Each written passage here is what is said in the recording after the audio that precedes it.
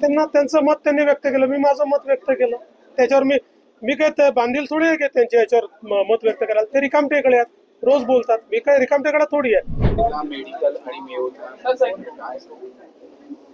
Nagpur medical college आणि IGMC हे जे दोन्ही मेडिकल कॉलेजेस आहेत हे अत्यंत जुने मेडिकल कॉलेजेस आहेत. GMC तर एकेकाळी एशियातलं सर्वात मोठं मेडिकल कॉलेज म्हणून गणलं जायचं. 100 वर्ष या इमारतींना झालेले आहेत आणि म्हणूनच आपण मागच्या काळामध्ये याचा एक मास्टर प्लॅन तयार करून 1000 कोटी रुपये देऊन अद्यावत अशा प्रकारच्या सगळ्या व्यवस्था या ठिकाणी झाल्या पाहिजेत या संदर्भातलं काम सुरू केलं होतं. त्या दृष्टीने त्या कामाची प्रगती पाहण्याकरता या ठिकाणी मी आलो. दोन्ही ठिकाणी कामं चाललेली आहेत, कामं प्रगतीपथावर आहेत, पण त्याची गती वाढवण्याची आवश्यकता आहे. काही छोट्या मोठ्या त्रुटी त्याच्यामध्ये आहेत, त्या दूर करण्याची आवश्यकता आहे. त्या संदर्भात नीट आढावा घेतलेला आहे. निधीची कुठेही कमतरता या ठिकाणी नाही किंवा पडणारही नाही. त्यामुळे वेळेत ही सगळी कामं आणि चांगल्या क्वालिटीची झाली पाहिजे. कुठेही क्वालिटीमध्ये कॉम्प्रोमाइज होऊ नये.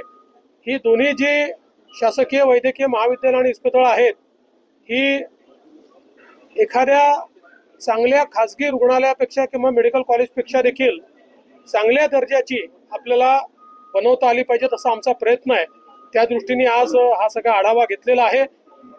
काम चांगल्या प्रकारे चाललंय, पण त्याची गती वाढवण्याची आवश्यकता आहे. त्याच्या सूचना मी दिलेल्या आहेत आणि एप्रिलमध्ये पुन्हा मी या ठिकाणी व्हिजिट करणार आहे.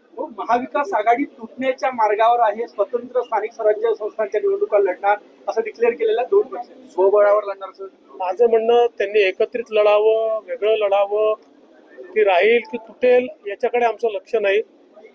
महाराष्ट्राला प्रगतीकडे नेण्याचा आमचा प्रयत्न आहे आणि पुढच्या सगळ्या निवडणुकांमध्ये जनतेचा आशीर्वाद आमच्या सोबत राहील.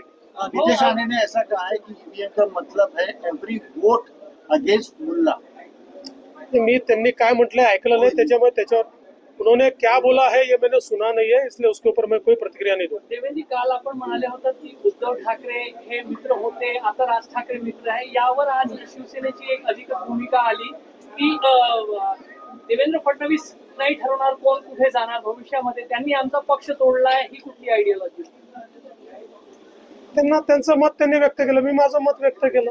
त्याच्यावर मी काय बांधील थोडी आहे की त्यांच्या याच्यावर मत व्यक्त करायला. ते रिकामटेकडे आहेत, रोज बोलतात. मी काय रिकामटेकडा थोडी आहे. चला, धन्यवाद.